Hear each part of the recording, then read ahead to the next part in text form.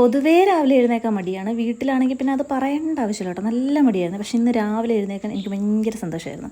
നമ്മുടെ വീട്ടിൽ പൊതുവേ ക്രിസ്മസിനാണ് ബീഫ് വാങ്ങുന്നത്, അല്ലാതെ ബീഫല്ല കോഴിയാണ് വാങ്ങുന്നത്. ഇപ്രാവശ്യം നമ്മൾ ബീഫ് വാങ്ങാൻ പോവാണ്, അതിൻ്റെ സന്തോഷമാണ് എനിക്ക് കാണുന്നത്. അങ്ങനെ ബീഫ് മേടിക്കാൻ പോയി, ബീഫ് മേടിച്ചു. നമ്മുടെ ഇവിടെ 1 കിലോ ബീഫിന് 430 രൂപ കേട്ടോ.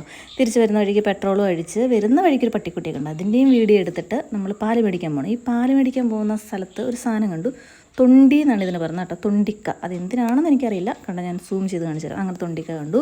പിന്നെ വരുന്ന വഴിക്ക് മൽമുറിക്ക കണ്ടു, അത് 2 പറിച്ചു. നിറയെ ഉറുമ്പായിരുന്നു, അതിനെ പറക്കി കളഞ്ഞിട്ട് തിന്നാന്ന് വെച്ചാൽ ടാസ്ക് ആയിരുന്നു. അതുകൊണ്ട് എന്നാലും ഞാൻ തിന്നു, കുറച്ച് ഉറുമ്പിനെ ഞാൻ വയറ്റിലാക്കി. എന്നിട്ട് വീട്ടിൽ വന്നിട്ട് പുട്ടും പപ്പടം ഉണ്ടായിരുന്നു. 2 കുറ്റി പുട്ടൊന്നും തിന്നുന്നില്ല, ഷോ കാണിക്കാൻ വേണ്ടി എടുത്ത് വെച്ചത്. അങ്ങനെ പുട്ടും പപ്പടം തിന്ന് കഴിഞ്ഞിട്ട് നമ്മൾ ബീഫിൻ്റെ പരിപാടിയിലോട്ട് പോയി.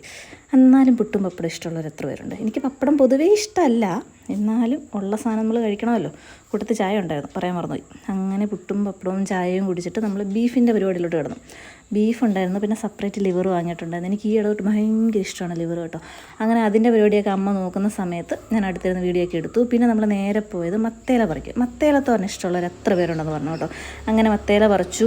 അതിൻ്റെ കൂട്ടത്തിൽ അവിടെ ഒരു മുളകൊക്കെ നിൽപ്പുണ്ടായിരുന്നു, അതിൻ്റെ വീഡിയോ ഒക്കെ എടുത്ത്.